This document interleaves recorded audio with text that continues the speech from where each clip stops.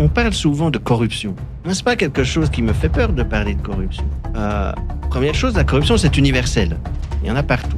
En Europe, on l'a on l'a interdit partout d'ailleurs, mais en Europe, on est très à cheval là-dessus. Et donc, si on n'est pas en conformité avec les textes anticorruption, avoir fait des livrables, etc., pour être compliant, comme on dit, de conforme, on est dans le pays de la francophonie, on est sanctionné. Mais il n'y a qu'en Occident où on fait ça. Ailleurs dans le monde, ce qu'on appelle corruption en Occident, ce sont des pratiques courantes qu'on appelle du business, ici ou en Amérique du Sud ou en Asie. C'est pas parce que la vision des choses est différente ici qu'on doit imposer une vision qui vient d'ailleurs. Bienvenue dans Banny Talks. Banny quoi? Banny Talks. Banny Talks? Oh, Banny Talks Experience. Ah bah voilà, c'est Banny Talks Experience.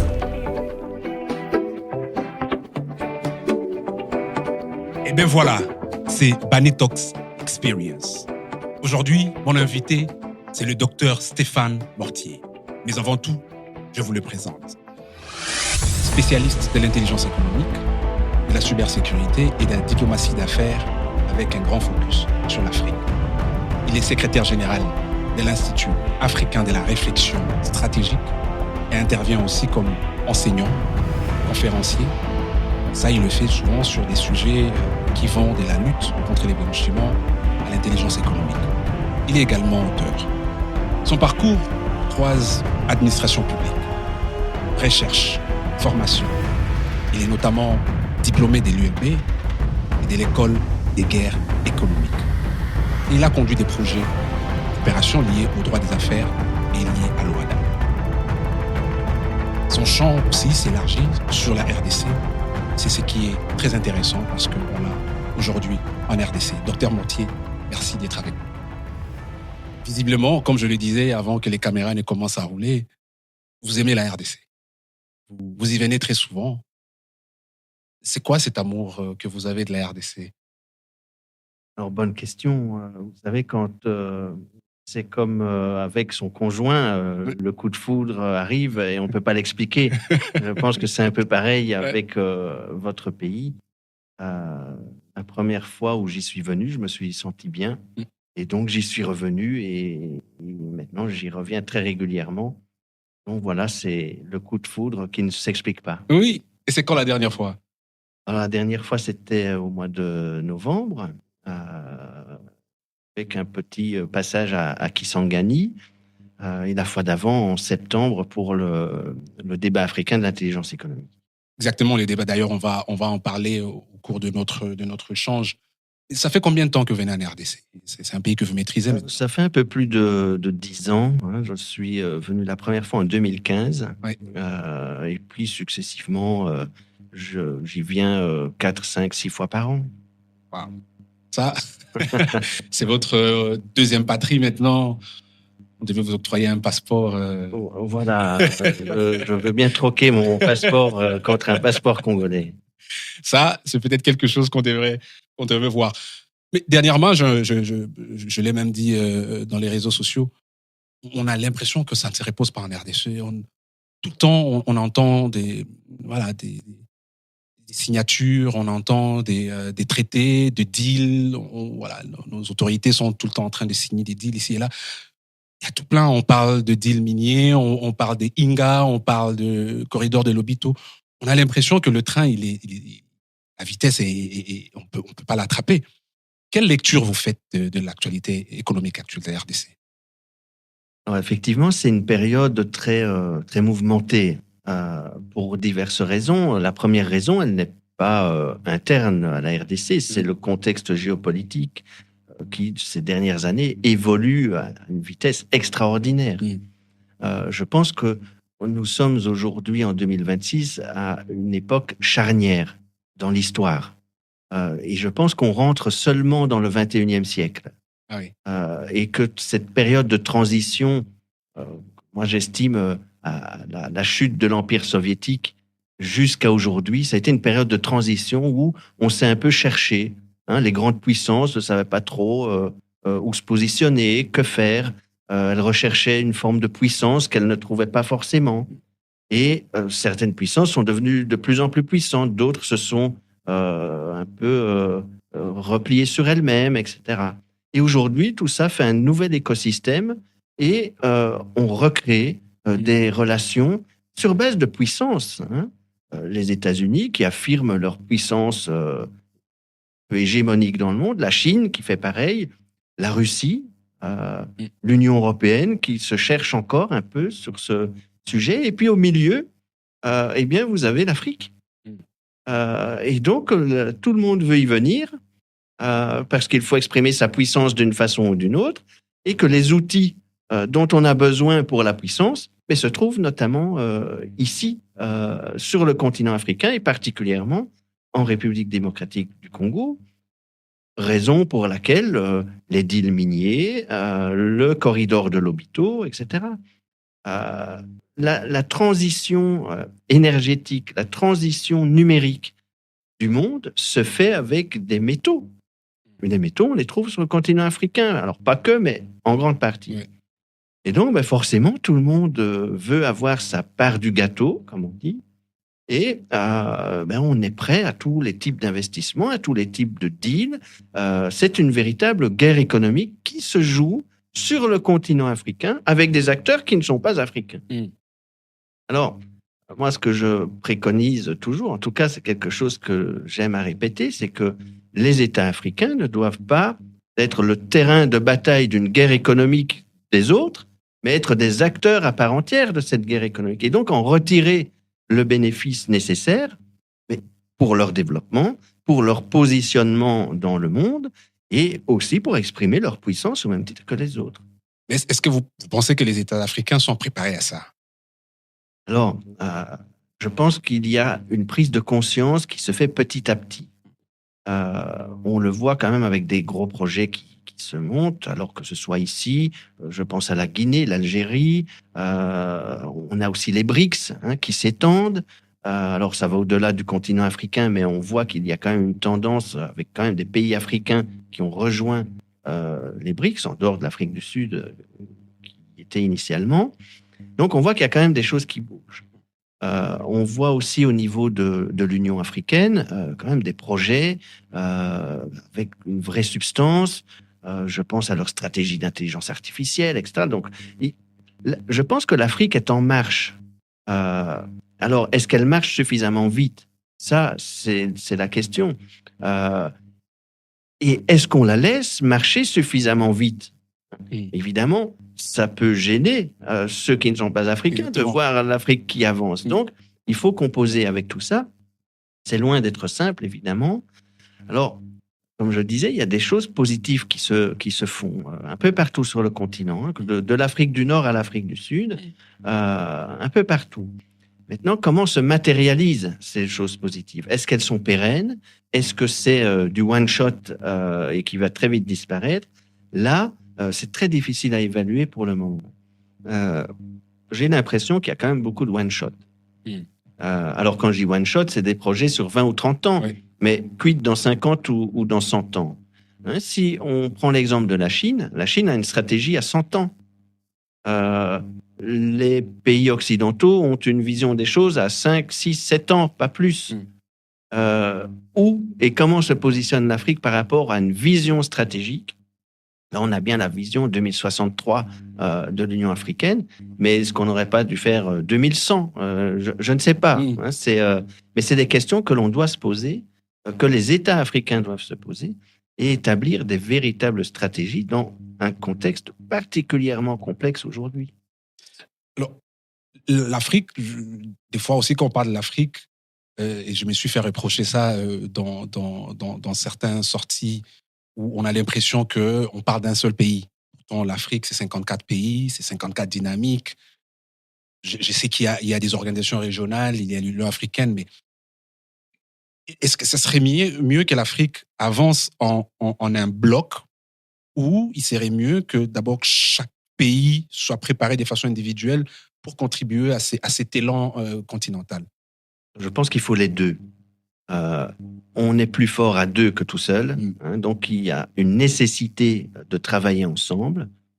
c'est le rôle de l'Union africaine, c'est le rôle des organisations régionales qui généralement sont des communautés économiques, essentiellement, ou des zones de libre-échange, qui d'ailleurs ont leur responsabilité dans le projet de ZLECAf. Ce sont bien les organisations régionales qui sont pilotes là-dedans. Donc ça, c'est quelque chose qui se fait déjà. Mais établir une stratégie à 54, même 55 pour certains, avec la corne de l'Afrique, c'est très difficile. Si on fait le comparatif avec l'Union européenne, c'est 27 États. Les disparités sont énormes. Entre la Grèce et la Lituanie, pas de point commun. Et pourtant, ça fonctionne plus ou moins. Mais chacun a gardé sa souveraineté, sa stratégie nationale sur énormément de pans de leur activité. Je pense qu'il faut voir les choses de cette façon. De la même façon ici en Afrique, ce qui peut être mis en commun pour être meilleur et plus fort vis-à-vis de l'extérieur, il faut le faire, mais il ne faut pas abandonner ces stratégies nationales ou régionales parce que il y a des activités qui sont régaliennes, il y a des activités qui ne peuvent pas être mises en commun, pas parce qu'on n'a pas envie de les mettre en commun, parce que ce n'est tout simplement pas possible du fait des disparités entre un Algérien, un Congolais et un Comorien. Quels sont les points de convergence? Il y en a très peu finalement, et c'est normal. C'est comme le lituanien et le grec, c'est exactement la même chose. Mais ça n'empêche pas d'avoir une vision commune sur ce qui est possible d'être en commun, mais de garder ses prérogatives nationales ou régionales dans les domaines qui le nécessitent. Une des raisons pour lesquelles, d'ailleurs, j'ai lancé ce podcast, c'est d'abord pour faciliter la compréhension des concepts souvent qu'on utilise, mais qui sont souvent très mal comprises ou peut-être même pas comprises par beaucoup des décideurs, des entrepreneurs et du commun de mortels. Et je voudrais qu'en discutant, qu'on réfléchisse un peu à cet entrepreneur qui peut-être entend certains concepts pour la première fois. On se rencontrait pour la première fois autour du débat africain sur l'intelligence économique. C'est quoi ces concepts d'intelligence économique? C'est quoi pour un entrepreneur lambda? Comment vous définissez pour qu'ils comprennent l'intelligence économique? Alors, c'est vrai que c'est un concept qui parfois fait un peu peur. Parce que intelligence, en anglais, intelligence, c'est renseignement. Et donc, ça fait peur. Oui. Et pourtant, l'intelligence économique, ce n'est pas réellement du renseignement. Alors, on peut en trouver plein de définitions, il y a plein de gens qui ont écrit l'intelligence économique, c'est ça, c'est ça. Ça, c'est très bien, mais je pense qu'il faut aller droit au but. L'intelligence économique, c'est uniquement de la gestion d'informations stratégiques utiles à un acteur économique ou institutionnel dans un objectif d'accroissement de sa compétitivité, si c'est un acteur économique, ou d'un accroissement de son efficience, si c'est un acteur institutionnel. C'est de la gestion de l'information. Alors, qu'est-ce qu'on met dans la gestion de l'information? Quand on entend par information, pour l'acteur économique, ça va être tout ce qui concerne la chaîne de valeur de son activité. On parlait du secteur minier, c'est très bien, mais le secteur minier, c'est toute la sous-traitance minière, et c'est une chaîne de valeur jusqu'à un client final. Et le client final, c'est pas forcément celui qui va transformer les métaux, c'est peut-être celui qui va vendre une voiture électrique avec une batterie dans laquelle il y aura des éléments métalliques qui viennent d'une mine d'ici. Et si on ne maîtrise pas cette chaîne de valeur, si on ne maîtrise pas l'information pour connaître cette chaîne de valeur et savoir où le risque se trouve, eh bien, on peut se retrouver en grande difficulté à un moment donné. Moi, j'insiste beaucoup sur la notion de chaîne de valeur. Il faut la maîtriser, cette chaîne. Et maîtriser cette chaîne, ça nécessite d'avoir accès à l'information qui correspond à cette chaîne de valeur. Maîtriser cette information pour en faire quelque chose d'utile, évidemment, pour gagner un marché, pour éviter un risque ou pour limiter un risque, c'est ça l'intelligence économique. C'est pas du tout aller chercher l'information chez un autre pour lui faire du tort. Non, c'est avant tout se protéger. À partir du moment où on se protège, eh bien, on peut être un peu plus offensif offensif ne veut pas dire s'attaquer à ses concurrents, mais l'économie, le business, le commerce, je préfère vendre quelque chose moi que ce soit mon voisin qui le vende. Donc ça fait partie du jeu, je dirais, de la concurrence. Mais la concurrence, si on n'a pas l'information, eh bien, on n'est jamais compétitif. Et c'est les autres qui sont compétitifs à notre place. Donc, retenons que l'intelligence économique, c'est de la gestion de l'information stratégique utile dans un objectif d'accroissement de compétitivité. Alors, quand vous expliquez, je me dis, mais tous ces entrepreneurs qui ont monté des boîtes, ils ont forcément dû utiliser des données, donc ils ont forcément pu user de cette expertise de l'intelligence économique. Mais si vous leur demandez peut-être de définir l'intelligence économique, ils ne sauront pas peut-être vous le définir, alors que dans leur travail quotidien, dans leurs activités quotidiennes, ils font usage de cette technique-là. Quelles sont les 3 erreurs que vous voyez que commettent beaucoup d'entrepreneurs ou même des entreprises, voire même des entreprises internationales qui viennent s'installer sur nos marchés par rapport à l'intelligence économique? Alors, la première erreur qui est faite, et elle est systématique, il n'y a pas de maîtrise de la chaîne de valeur. C'est systématique. Si on prend le domaine agricole, vous faites un élevage de volailles. Je prends un exemple simple volontairement. Vous allez vous dire, tiens, il me faut des œufs pour avoir des poussins, pour avoir des poulets, pour vendre de la viande. Je simplifie volontairement les choses. Si on considère que ça, c'est la chaîne de valeur, eh bien, on est complètement à côté de la cible. La chaîne de valeur, c'est l'alimentation animale, les soins vétérinaires et donc les produits vétérinaires, c'est le matériel, qui fabrique le matériel, les couveuses, etc. Est-ce qu'elles sont fonctionnelles? Comment je dois organiser la maintenance, etc. Tout ça fait partie. La logistique, comment je fais venir les œufs, comment j'exporte ma viande, avec quoi je vais l'emballer, est-ce que mon fournisseur d'emballage il est fiable, etc. Si on n'a pas ces informations, eh bien, on a énormément de chances d'échouer. Vous voyez, cette maîtrise de la chaîne de valeur, à mon sens, elle est fondamentale et la première erreur, c'est de ne pas la maîtriser. Ça, c'est systématique. La deuxième erreur, et là, c'est plus chez le jeune entrepreneur, il a été chercher de l'information à droite, à gauche, puis il dit, voilà, maintenant, je monte mon projet, je fais mon business plan, et puis c'est parti. 9 fois sur 10, il a oublié 80% de l'information.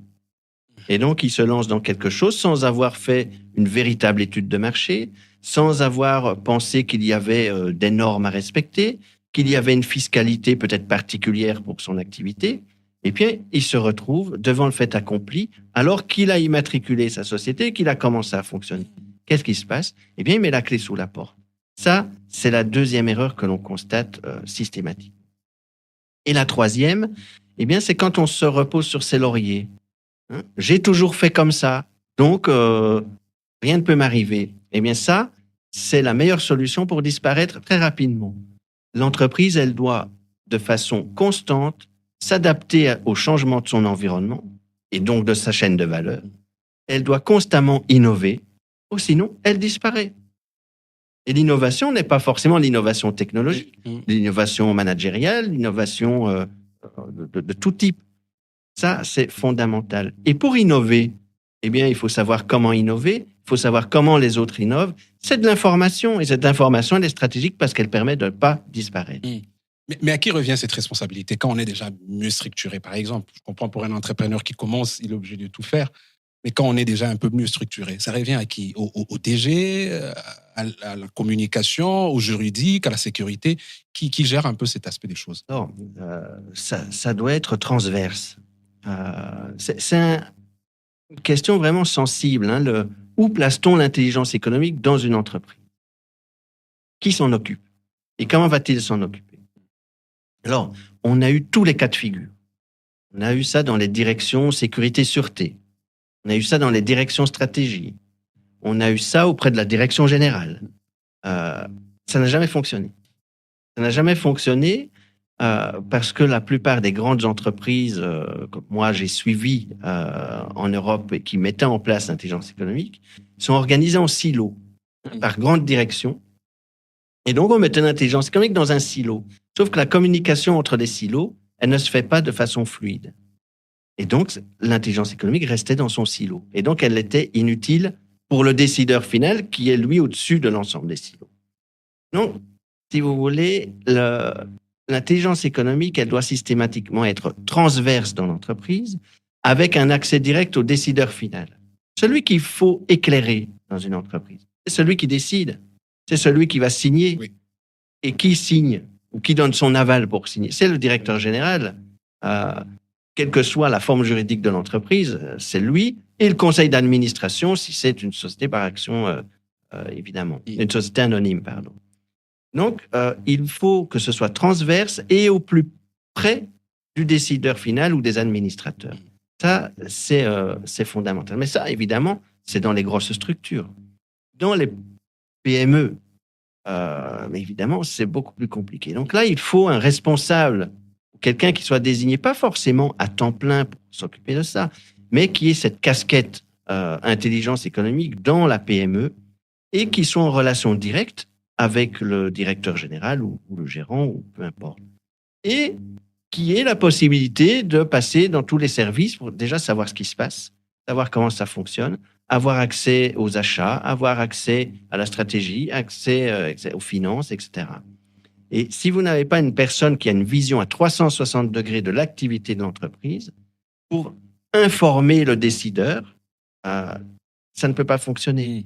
Et dans la PME, on peut le faire avec quelqu'un qui fait ça peut-être 1 heure par jour ou 1 journée par semaine. Ce n'est pas pénalisant pour l'entreprise.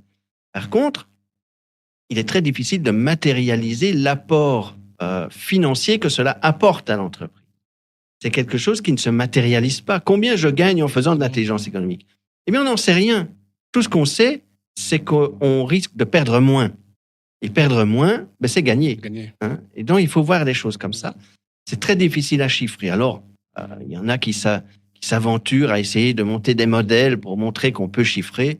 Moi, j'y crois pas, parce que c'est pas comme ça que ça fonctionne. Et une entreprise ne fonctionne pas qu'avec des chiffres. La stratégie, c'est pas uniquement de la stratégie financière. C'est une vision sur le long terme, la stratégie. Et une vision sur le long terme, c'est pas uniquement des chiffres et des tableaux. C'est une idée. C'est comment je vais y aller. C'est contre qui je vais devoir me battre pour y arriver. C'est ça de la stratégie. C'est pas que des chiffres. Et donc, vous voyez, je pense qu'il n'est pas nécessaire de matérialiser de façon chiffrée l'intelligence économique et son apport dans l'entreprise. Il faut qu'elle soit une partie intégrante de cette vision des objectifs que l'on veut atteindre et qu'elle puisse contribuer à donner les outils nécessaires pour atteindre ces objectifs.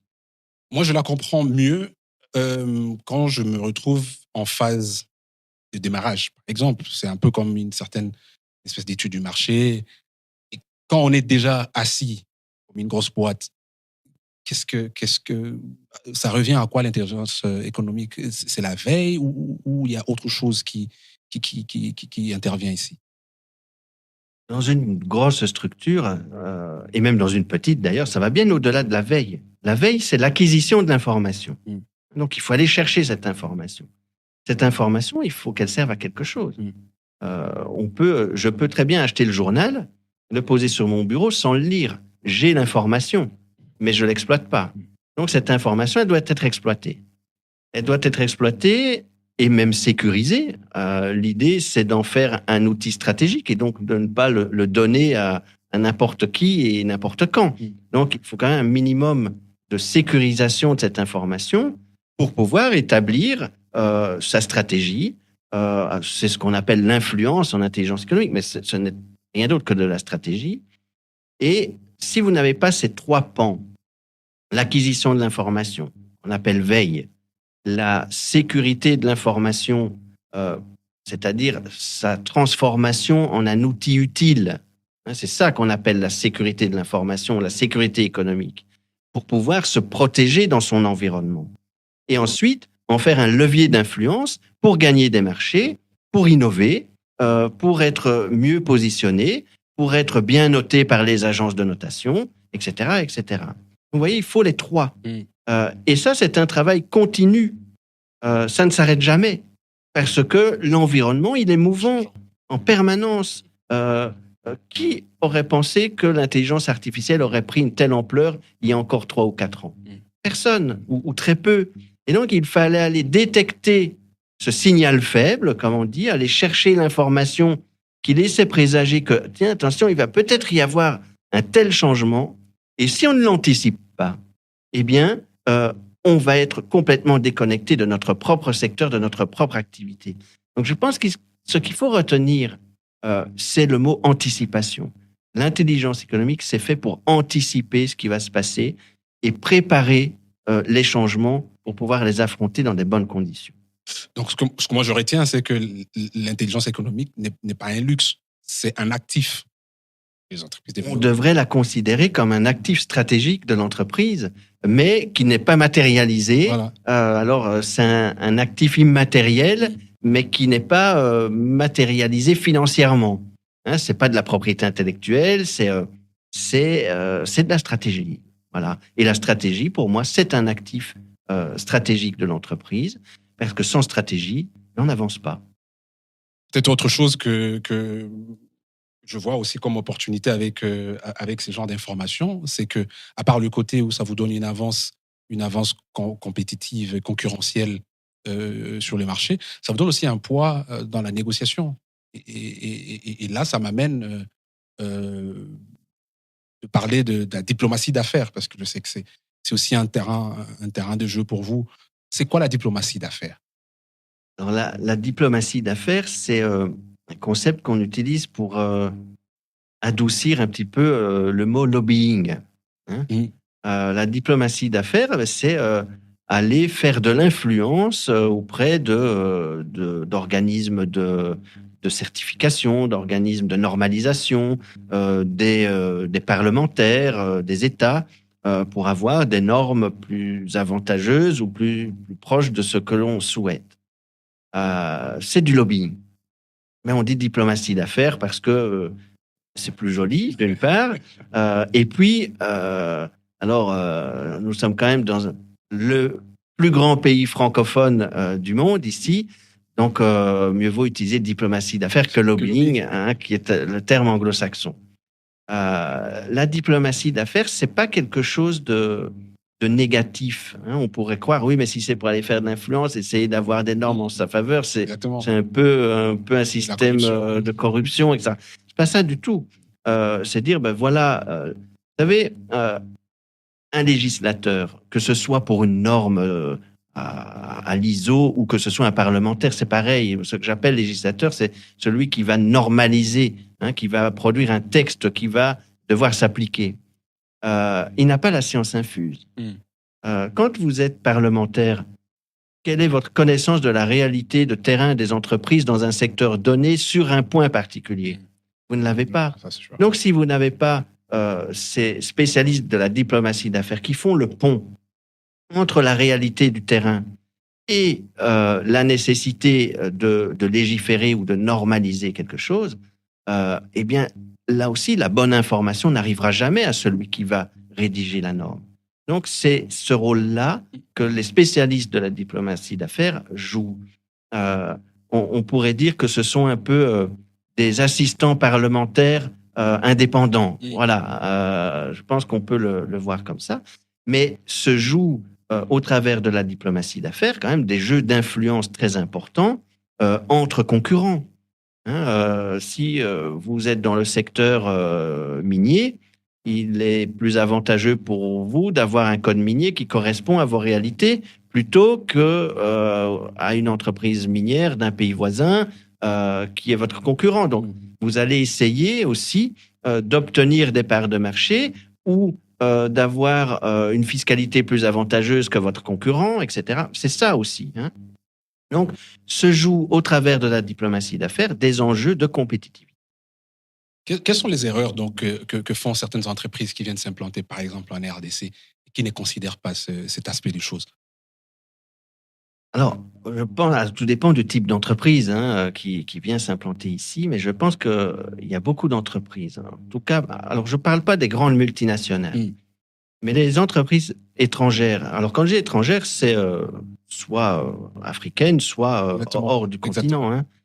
On voit toujours l'investissement étranger comme venant de Chine, d'Occident, En etc. Afrique. Mais l'investissement étranger, il est avant tout intra-africain. Exactement. La plupart des entreprises qui viennent, parfois, viennent s'implanter sans connaître le contexte local. Ça, c'est une erreur monumentale. On doit s'adapter aux réalités locales. On doit connaître la culture locale, les us et coutumes. Je pourrais vous donner des exemples des entreprises qui ont voulu aller travailler dans les pays du Golfe et puis qui n'avaient pas compris que c'était des pays musulmans. Et donc, ont commis des impairs et donc leur business n'a jamais fonctionné. Alors, évidemment, c'est un exemple caricatural, mais si on ne maîtrise pas ça, si on ne respecte pas les us et coutumes locaux, comment vous allez avoir des travailleurs si vous ne respectez pas leurs habitudes? Ça ne fonctionne pas. Donc ça, c'est le premier conseil qu'on doit donner à celui qui veut investir ici ou ailleurs dans le monde. C'est pareil partout. C'est de faire ce travail d'intelligence culturelle, comprendre comment ça fonctionne jusqu'au niveau local avant de s'implanter. Ça, c'est la première chose. La deuxième chose, et là c'est pour les entreprises plus conséquentes, c'est que beaucoup d'entreprises ne veulent pas venir. Ça, c'est une réalité, surtout les entreprises occidentales. Pourquoi? Parce qu'il y a énormément de normes de conformité à respecter et que si ces normes ne sont pas tout à fait respectées, eh bien, il y a des sanctions possibles et très importantes. Donc ça, c'est une vraie problématique pour l'investissement, pour l'accueil de l'investissement étranger dans les pays africains et celui-ci notamment, qui fait que, si vous voulez, c'est essentiellement les entreprises occidentales sont soumises à des règles occidentales qui ne correspondent pas, encore une fois, aux us et coutumes et aux pratiques qui se font en Afrique. On parle souvent de corruption. Ce n'est pas quelque chose qui me fait peur de parler de corruption. Première chose, la corruption, c'est universel. Il y en a partout. En Europe, on l'a totalement... on l'a interdit partout d'ailleurs, mais en Europe, on est très à cheval là-dessus. Et donc, si on n'est pas en conformité avec les textes anticorruption, avoir fait des livrables, etc., pour être compliant, comme on dit, de conforme, on est dans le pays de la francophonie, eh bien, on est sanctionné. Mais il n'y a qu'en Occident où on fait ça. Ailleurs dans le monde, ce qu'on appelle corruption en Occident, ce sont des pratiques courantes qu'on appelle du business, ici ou en Amérique du Sud ou en Asie. C'est pas parce que la vision des choses est différente ici qu'on doit imposer une vision qui vient d'ailleurs. Moi, je suis totalement opposé à ça, que ce soit sur l'aspect anticorruption ou sur des normes environnementales complètement parfois farfelues, qui ne correspondent pas aux réalités africaines. Et ça, c'est aussi de l'intelligence culturelle. Je vous donne un exemple. En Europe, on a maintenant une directive déforestation. Donc, on ne peut plus faire venir dans l'Union européenne des produits qui auraient été cultivés sur une zone où on a fait de la déforestation. Mais ce n'est pas manquer de toupet de la part des Européens. Il n'y a plus aucune forêt primaire en Europe. Et on va dire à ceux qui en ont, surtout, il ne faut pas les couper. Mais ce n'est pas cohérent. Ouais. Vous voyez, ce n'est pas cohérent. Et donc, la forêt, c'est quelque chose qui s'entretient, qui se gère. On fait de la gestion forestière. On peut couper si on replante et si on gère. Mais avoir des textes comme ça qui pénalisent les pays qui ont un besoin de développement économique, c'est quand même un non-sens. Donc, vous voyez, ça, c'est vraiment une problématique qui fait que finalement, les sociétés occidentales ne viennent plus ou difficilement investir ici. Alors, qu'est-ce que ça engendre comme phénomène? Ce sont des entreprises qui viennent d'autres régions du monde, qui ne sont pas soumises à ces règles-là, qui viennent. Je pense aux entreprises chinoises, aux entreprises indiennes et certainement beaucoup d'autres. Et donc, vous voyez, eux n'ont pas ce devoir de conformité aussi important et imposé et donc viennent et prennent les marchés. Alors, ici, bien souvent, dans les discussions que je peux avoir avec les uns et les autres, ah oui, mais il y a de plus en plus de Chinois, etc. Ben oui, mais parce que eux, ils peuvent venir et que eux s'acclimatent au système, alors que les Occidentaux ne veulent pas s'y acclimater. Et donc ça, si on fait vraiment de la stratégie, eh bien, il y a une force du côté chinois, il y a une faiblesse du côté occidental. Et c'est là où on voit que l'équilibre est en train de basculer avec un investissement étranger de plus en plus important des pays d'Asie, essentiellement la Chine et l'Inde, au détriment des Occidentaux. Alors, pour corriger ce déséquilibre, aux États-Unis, on a suspendu la législation anticorruption. Et donc, ils ne sont plus soumis à ces règles de compliance, de conformité. Et donc, c'est pour ça qu'il y a tous ces deals miniers. Parce que le président Trump a dit, bon, on va mettre la conformité de côté et on va aller. Et finalement, c'est quelque chose de très intelligent. C'est de cette façon-là que le corridor de Lobito commence à poindre le jour quand même sérieusement, que Glencore revient un petit peu en force, ce qui était plus le cas. Oui. Donc, vous voyez, c'est une dynamique qui est créée justement parce qu'on contourne ces devoirs de conformité qui avaient été mis en place par ceux-là même qui les suspendent aujourd'hui. Et les seuls qui ne le suspendent pas sont les Européens. Alors, je pense que dans les années à venir, ils y viendront aussi. Parce que sinon, l'économie européenne va stagner pendant que celle des autres va croître. Et donc, ça ne fonctionnera pas. Quel est le modèle adapté donc maintenant ? Ce serait quoi pour ces pays qui sont encore dans ces genre des contraintes ou d'autres qui peut-être ne comprennent pas encore tout ça, qui ont peur de venir ici pour une raison ou une autre? Quel serait le modèle le plus adapté ? Ce serait quoi ? Les joint ventures ? Ce serait la distribution, la représentation, le consortium? Quel est le modèle le plus adapté à ton avis? Il n'y a pas de modèle plus adapté que d'autres parce que vous soyez en consortium ou que vous soyez en joint venture ou en direct ou en prise de participation tout simplement, vous êtes soumis à ces règles de conformité chez nous. Donc, il n'y a pas de modèle plus efficace qu'un autre. Je dirais qu'il n'y en a aucun qui permet de venir dans des conditions qui correspondent aux standards européens ou occidentaux aujourd'hui. La seule possibilité, c'est de suspendre ou d'amoindrir le poids de cette conformité. Et c'est quelque chose qui a été fait assez récemment en Europe, d'ailleurs.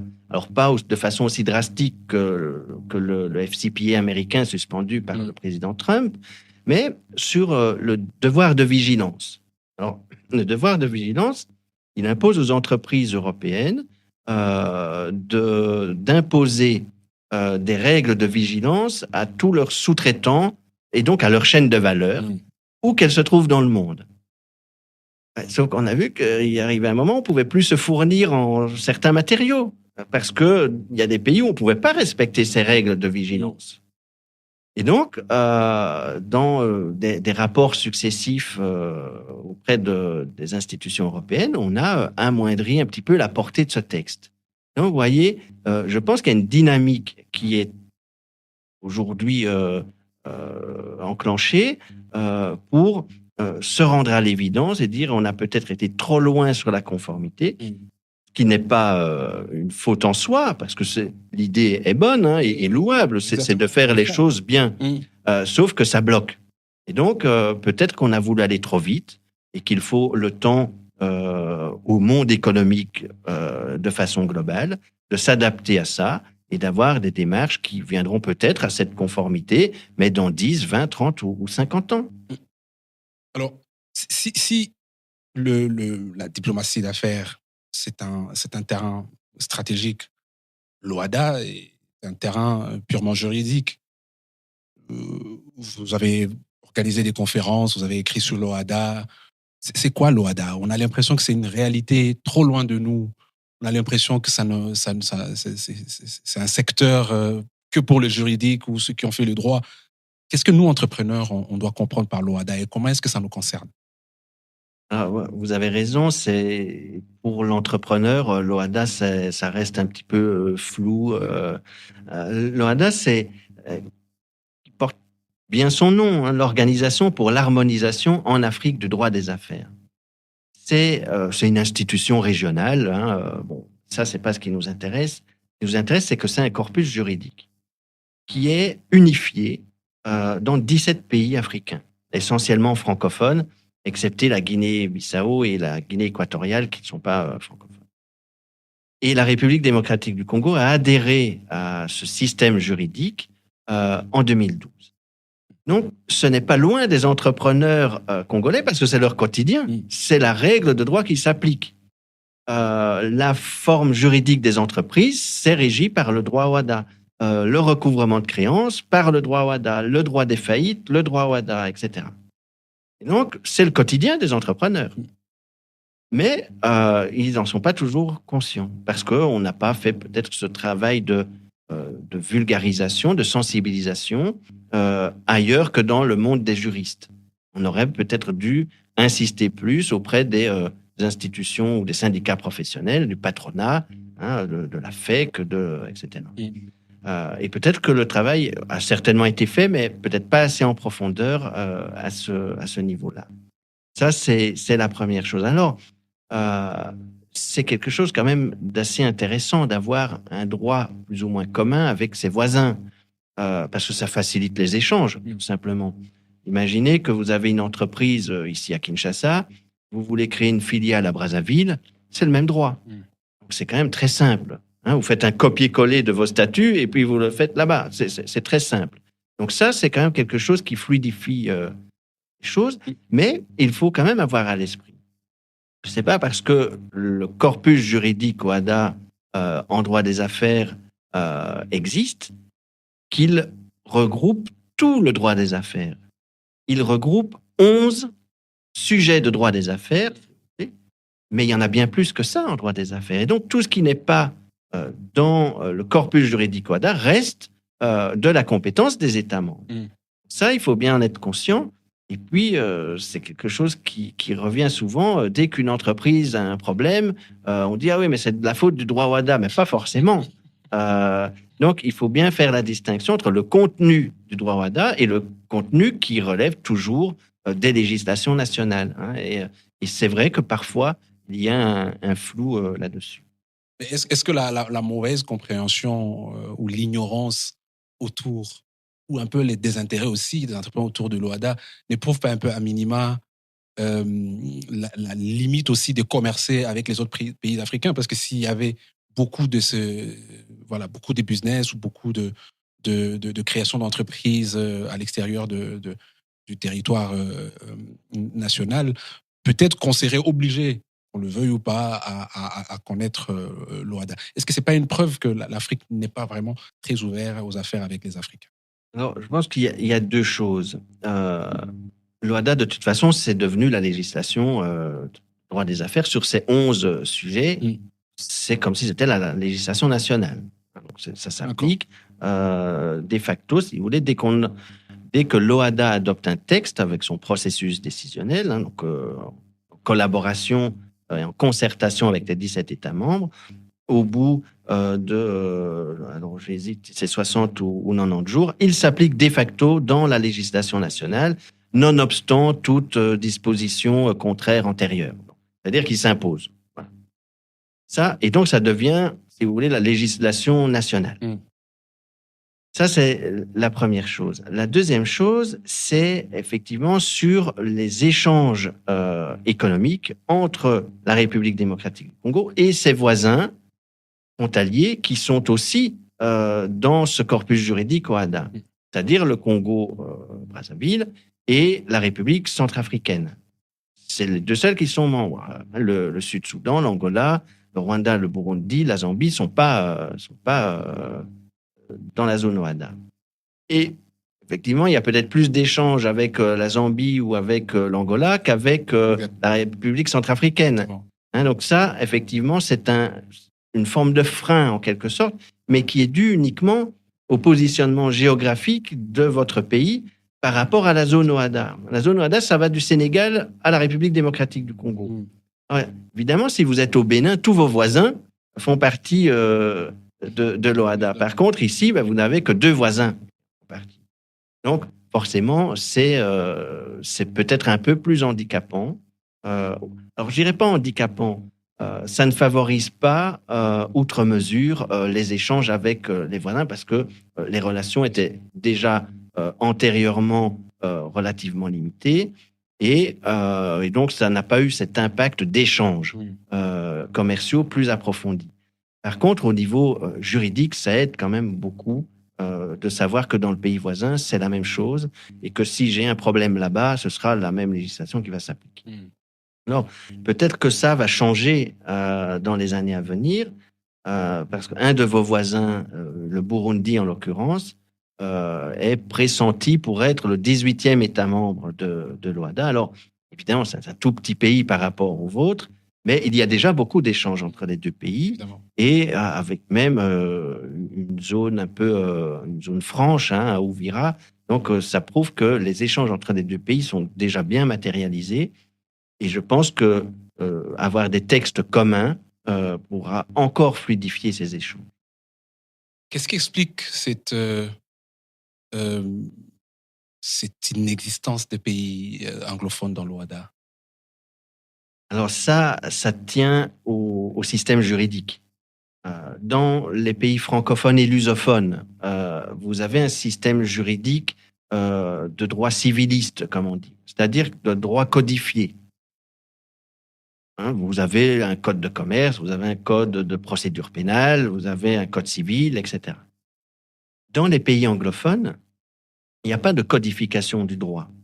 C'est ce qu'on appelle la règle du précédent. Une situation se présente, une juridiction va trancher et sa décision, sa jurisprudence va régler le problème et on va se servir de cette décision quand un problème similaire surviendra. Je simplifie un petit peu le système, mais c'est un système totalement différent. Et donc, avoir un pays anglophone dans un corpus juridique codifié, c'est pas leur culture juridique, j'entends. Et donc, culture économique aussi, parce que les deux sont intimement liés. Donc, il est très difficile de marier les deux systèmes pour en faire quelque chose qui fonctionne bien. Mais il y a quand même des possibilités. Par exemple, aux États-Unis, vous avez un business code. Et là, on a codifié le droit des affaires pour les 50 États américains, ce système fédéral. Et ça, c'est codifié, alors que c'est un système de common law. Donc, ça veut dire que ce n'est pas impossible. Mais c'est compliqué. En Afrique anglophone, ce serait très compliqué. Donc, il y a cette possibilité, à l'instar des États-Unis. Il y a une deuxième possibilité, c'est le système de ce qu'on appelle les lois modèles. Par exemple, vous avez une loi modèle du CIRDI, dans un organisme des Nations Unies, sur le commerce électronique. Et donc, vous pouvez vous inspirer de ce modèle pour rédiger votre législation nationale. Alors, on pourrait éventuellement considérer que le corpus juridique OADA soit une loi modèle à laquelle pourraient se référer les cours et tribunaux des pays de tradition de common law. C'est une possibilité. Alors, ça reste très théorique et je ne pense pas que ça se fera, mais ce serait possible. Mais parce que maintenant, on est en train de parler des ZLECAf. Et vraiment, on sent dernièrement, avec la petite secousse, avec les tarifs douaniers que Trump a mis, juste quand il a commencé son deuxième mandat, avec aussi les doutes qu'il y a eu jusqu'à la dernière minute sur la GOA, est-ce qu'il va être renouvelé, même le renouvellement est assez court pour une année. On a vu beaucoup d'initiatives sur la ZLECAf. Et la logique voudrait que l'OADA soit ce code qui soit régi par... qui régissent les pays africains. Est-ce qu'on est en train, donc, si jamais la ZLECAf voit le jour, comme on l'espère, on est en train de voir deux types de droits d'affaires où on va être obligé de faire un travail acharné pour essayer de régulariser les deux types de codes? Non, je pense qu'il n'y aura pas besoin de faire ce travail. La ZLECAf, c'est une zone de libre-échange. Donc, l'idée, c'est encore une fois, en simplifiant, c'est qu'entre l'ensemble des pays africains, il n'y ait plus de droits de douane ou alors des droits relativement faibles. C'est ça l'idée. Le droit des affaires n'a aucune incidence là-dedans. Le droit des affaires, il est là pour gérer l'activité des entreprises, des commerçants, comme on dit en droit, mais on va dire des entreprises, des acteurs économiques. Alors que la SDCAF, on est plutôt sur du droit douanier, qui lui n'est pas harmonisé dans le cas de l'OHADA. C'est de la compétence des États, mais on a une organisation mondiale des douanes, etc., où on réfléchit à ce que ces règles soient compatibles, évidemment. Et au sein de l'Union africaine, et plus particulièrement du secrétariat SDCAF, eh bien, on met en place, si vous voulez, des systèmes pour que tout cela fonctionne. Ce n'est pas vraiment du droit des affaires, c'est du droit douanier que l'on essaye d'harmoniser d'une façon ou d'une autre, au travers des organisations régionales d'ailleurs, qui vont devoir, qui seront les points focaux de la SDCAF. Donc ça, on n'est pas sur du droit des affaires OHADA. On est sur du droit douanier qui est, je dirais, une branche ou une sous-branche du droit des affaires. Non, on n'est pas du tout sur la même chose. Okay.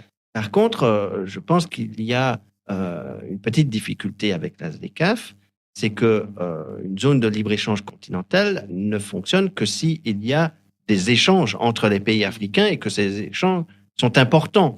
S'ils sont faibles et qu'en plus on se prive du droit de douane, c'est une perte finalement.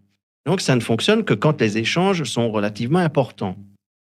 C'est ce qui a fonctionné en Europe avec les communautés européennes.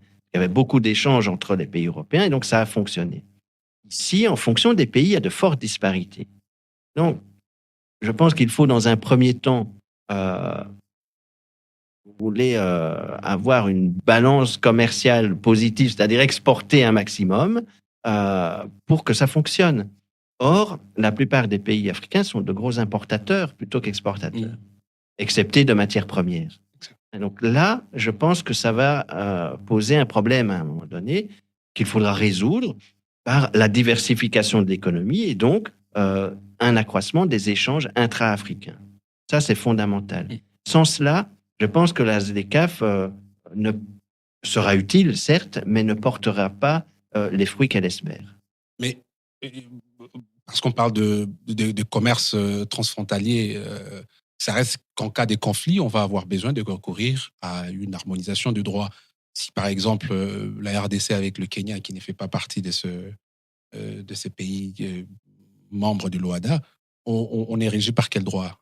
Alors, si vous voulez, il y aura un organe qui sera en charge de trancher lorsqu'il y aura un conflit. Donc tout ça est prévu, évidemment, mais ne tombons pas dans le travers de conflits entre États, parce que ce serait totalement appauvrir le sujet. Donc l'idée, c'est lorsque un conflit surgit, alors moi je ne parlerai pas de conflit, mais plutôt une difficulté, un blocage surgit, eh bien, il faut tout de suite, autour du secrétariat de la SDCAF, se rassembler et dire « Tiens, on n'avait pas pensé à ce blocage possible, quelle solution trouve-t-on ensemble ?» Et si on travaille comme ça, je pense que ça ne posera pas de problème. Mais il ne faut pas tomber dans la conflictualité, même s'il y a ce risque, pas de conflictualité en cas de conflit de normes, mais un peu de jalousie. Tiens, lui, c'est un gros exportateur et donc il bénéficie plus que moi. Vous voyez ? Donc ça, effectivement, il faudra être vigilant là-dessus. Mais c'est déjà le cas avec les différentes zones de libre-échange, la SADC, l'East African Community et d'autres. Il y a des disparités.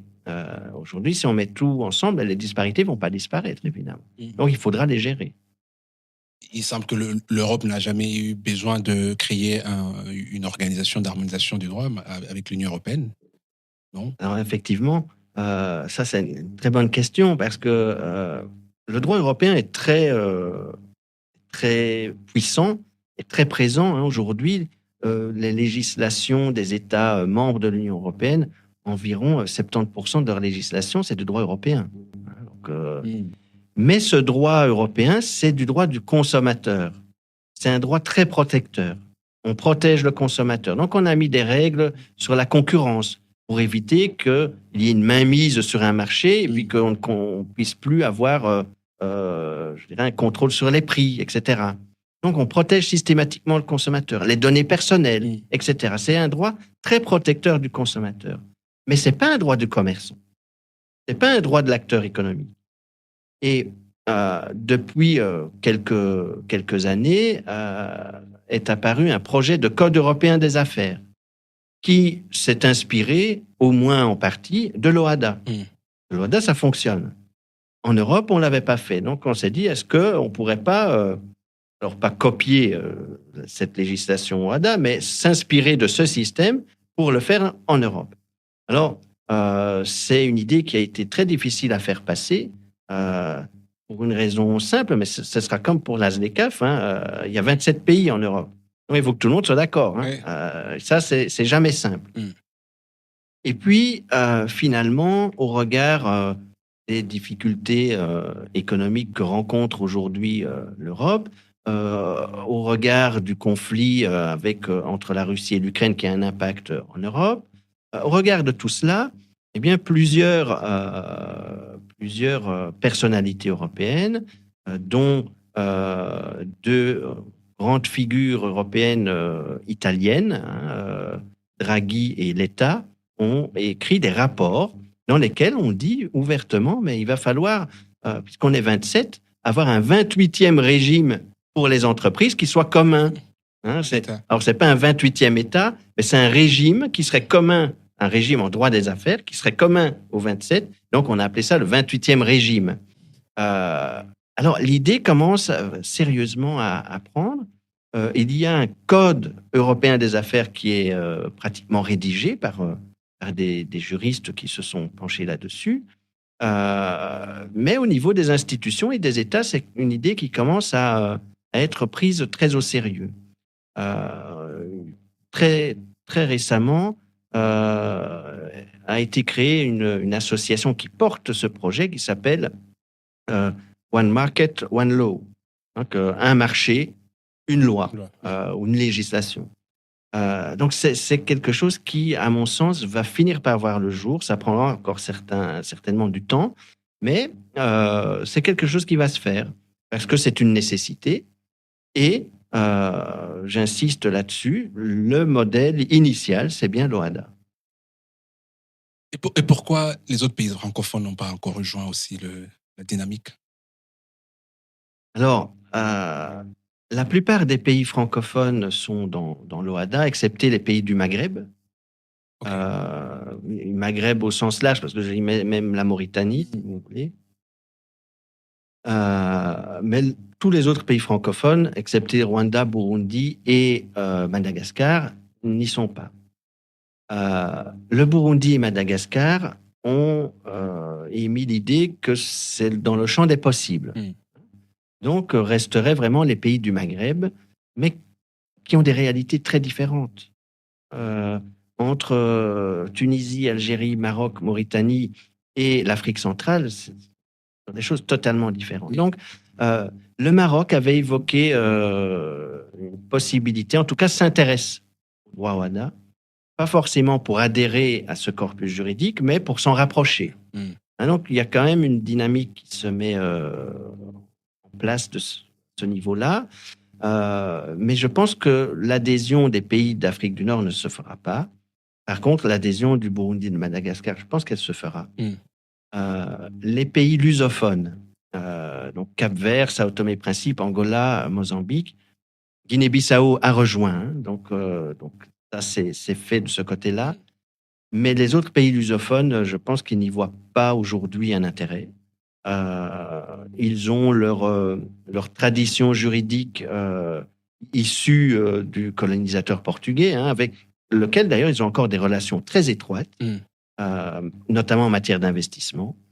Et je pense que ce n'est pas dans l'air du temps pour eux. Ça viendra peut-être dans 20 ou 30 ans, mais je pense qu'avant de s'élargir aux pays lusophones, l'OHADA doit d'abord s'élargir aux pays francophones qui ont un droit qui est compatible et de la même origine. OK. Pour finir sur ces sujets, quel est l'avantage de faire partie de ce bloc-là? Parce qu'il y a des blocs économiques, il y a des blocs économiques et monétaires où on peut avoir l'impression que c'est un doublon. Quel intérêt les pays ont à faire partie de ce TOADA? Alors, je dirais que l'intérêt, c'est une forme de sécurité juridique et de sécurité judiciaire. Alors, sécurité juridique parce que les textes sont relativement clairs, modernes. Ça, c'est très important. Alors, c'est un exemple que je prends souvent, le droit des sociétés commerciales. Quand la République démocratique du Congo a adhéré à l'OADA en 2012, il y a un texte très récent sur le droit des sociétés. Antérieurement, c'était l'ordonnance loi du roi Léopold de 1887, qui avait été révisée quand même, je crois la dernière fois en 51 ou 54. Mais c'est un droit qui avait 60 ans. Et là, on vient avec un droit beaucoup plus moderne et donc adapté aux réalités économiques d'aujourd'hui. Ça, c'est une forme de sécurité juridique pour les entrepreneurs. Et puis, autre forme de sécurité juridique, mais c'est que le recouvrement de créances, il va être identique pour tout le monde, avec un texte moderne qui, en plus, a été révisé ici à Kinshasa en 2023. Donc, faut voir le côté moderne de ce droit. Il est très important, et ça, c'est de la sécurité juridique, à mon avis. Et puis, de la sécurité judiciaire, à deux niveaux. Le premier niveau, c'est que dans les juridictions nationales de l'ensemble des États, les décisions qui sont prises sur base de textes qui sont clairs et modernes. Donc ça permet, et accessible surtout, et donc ça permet aux magistrats de prendre des décisions avec un texte qui est clair et au goût du jour. Ça, c'est une première chose. Une deuxième chose, c'est que en matière de droit OADA, et uniquement sur les 11 sujets du droit OADA, le troisième niveau de juridiction, c'est pas la Cour de cassation des pays membres. C'est une cour commune. On appelle la Cour commune de justice et d'arbitrage, qui se situe à Abidjan, en Côte d'Ivoire. Et c'est elle qui va jouer ce rôle de cassation. Et ça, elle est composée de juges qui viennent de différents pays. Donc, il y a une forme d'impartialité assurée dans cette cour. Et puis surtout, elle va faire une lecture seulement sur ces 11 sujets du droit OADA pour apporter les éclaircissements nécessaires quand il le faut. Et la jurisprudence de cette CCJA, comme on l'appelle, eh bien, est commune aux 17 États membres. Et donc, elle va être évoquée dans des procédures devant les cours et tribunaux nationaux. Donc ça, c'est une sécurité judiciaire. Et puis aussi, en matière de sécurité judiciaire, mais le juge commercial, alors tribunal de commerce ici ou d'un tribunal de grande instance, s'il n'y a pas de tribunal de commerce dans le ressort, il sait très bien que si sa décision n'est pas prise correctement et qu'en appel, elle n'est pas prise correctement non plus, ça va aller dans cette cour commune et puis il va finalement se ridiculiser quand on va casser sa décision. Donc, il fait le travail nécessaire aujourd'hui pour que sa décision elle soit prise en fonction de la règle de droit et qu'elle ne puisse pas être cassée. Voilà. Donc ça, c'est aussi un autre aspect de la sécurité judiciaire. Et on a vu une professionnalisation, je dirais, d'une partie des magistrats vers les matières commerciales. Et quelles sont les limites que l'OADA a et qu'est-ce qui pourrait porter préjudice à cette organisation? Je pense que les choses, elles sont mises en place. Une sortie de l'OADA, c'est à mon avis toujours possible, mais ce serait tellement compliqué. Il faudrait refaire toute la législation sur ces 11 sujets. Donc, imaginez le législateur, mais ça lui prendrait 10 ans. C'est pas possible. Donc, je pense qu'une sortie n'est pas possible. On le voit d'ailleurs dans des pays qui ont eu des difficultés, comme les pays du Sahel, sont restés dans le système OADA et ça n'a pas posé de difficultés. Donc, je pense qu'il n'y a pas forcément de de limites à l'application de ce droit et à son éventuelle disparition. Les limites qui s'imposent, c'est que le traité qui institue l'OHADA, il énumère toute une série de domaines du droit des affaires qui peuvent être unifiés. On ne pourra pas sortir de ce champ. Voilà. Ça, c'est important. Et ça, c'est une limite, mais qui a été fixée par le législateur OHADA lui-même. Voilà. Au sein des États, je pense qu'il n'y a aucun intérêt à y mettre des limites, parce que d'une part, c'est devenu la loi qui s'applique, et d'autre part, pendant que le législateur OHADA prépare ses textes ou modifie ses textes, le législateur national peut se concentrer sur des sujets qui concernent l'intérieur du pays, sur d'autres sujets. Et donc, le parlementaire congolais, par exemple, s'est libéré du temps pour travailler sur les sujets purement nationaux. Alors, on a d'un côté l'intelligence économique, on parle d'information. On a la diplomatie d'affaires ici, il y a la stratégie. Puis, il y a l'OHADA ici, on parle du droit. Comment est-ce qu'on assemble ces trois en un modèle qui est utile à la fin? Mais, si vous voulez, c'est très simple. Les trois sont extrêmement imbriqués l'un dans l'autre. L'intelligence économique, on a dit que c'est trois choses. C'est de la veille, acquisition d'informations, c'est de la sécurité économique, il faut que cette information elle soit transformée en quelque chose d'utile et qu'elle soit relativement protégée, en tout cas dans un contexte où elle ne sera pas divulguée. Et ensuite, c'est un levier d'action, c'est l'influence. La diplomatie d'affaires.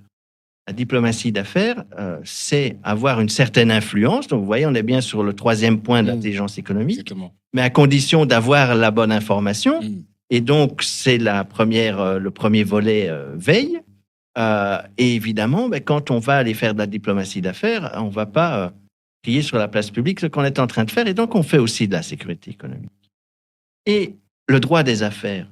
Le droit des affaires, c'est ce qui régit la vie de l'entreprise en son sein, à l'intérieur. Et donc, c'est aussi une forme de sécurité économique. J'ai mes statuts, j'ai ma façon de faire, j'ai les procédures en cas de difficulté, les procédures en cas de non-paiement, etc. Le règlement amiable des différends.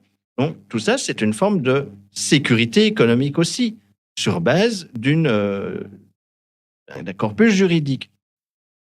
Mais pour faire cette sécurité juridique au sein de l'entreprise, il faut avoir l'information. L'information, ce sont les textes OHADA, c'est la jurisprudence de la Cour commune de justice et d'arbitrage, mais c'est aussi les jurisprudences de toutes les cours d'appel et tribunaux qui ont en charge les matières commerciales des 17 États membres. Et donc, il faut aller la chercher, cette information, pour qu'elle soit utile. Et donc, on va faire aussi de la sécurité économique avec cette information juridique qu'on va aller recueillir. Et c'est un levier d'influence également à partir du moment où on a tous les éléments juridiques en main pour négocier un contrat, c'est-à-dire faire de l'influence pour avoir un contrat qui vous soit favorable, eh bien, on est exactement sur le même triptyque. Veille, sécurité économique et influence. Si vous avez un dernier message pour un juriste ou un jeune entrepreneur ou même un décideur, qu'est-ce que vous lui diriez? Qu'est-ce qu'il devrait apprendre pour être préparé aux 5 prochaines années? Alors, les choses évoluent tellement vite que je ne suis pas sûr que ça puisse tenir 5 ans, mais d'où la nécessité d'avoir un mode de raisonnement qui est basé sur une prise de conscience que l'information, elle est stratégique et qu'elle est utile, mais qu'elle ne tombe pas du ciel, qu'il faut aller la chercher par des moyens de réflexion. Il faut connaître, comme je disais, sa chaîne de valeur pour maîtriser cette information. Et je pense que si on a cette méthode de réflexion, ça peut fonctionner. Donc, le conseil que je donnerais, que ce soit un entrepreneur, un juriste ou un décideur, c'est avoir ce mode de raisonnement de l'intelligence économique et de toujours aller voir plus loin, toujours essayer de comprendre le pourquoi, du pourquoi, du pourquoi. Hein, c'est trop simple de dire, ah ben tiens, je gère mon dossier et puis après c'est fini. Non. Pourquoi il y a ce dossier? Et d'où vient-il? Et quelles sont les conséquences possibles? Et à quoi va-t-il servir? Et si je me trompe, quelles seront les conséquences? Etc. Il faut se poser des questions en permanence. Et ça, c'est faire de l'intelligence économique. Et ça, si on acquiert ce mode de raisonnement, eh bien, ce sera valable pour les 5 prochaines années, pour les 10 prochaines années, pour les 20 prochaines années. En une phrase, si vous devriez compléter cette phrase pour finir, en Afrique, ceux qui gagnent sont Ceux qui travaillent, tout simplement. très bien. Merci beaucoup, Dr Stéphane Mortier. Je vous en C'était prie. un plaisir de partager ces mots avec vous. Merci.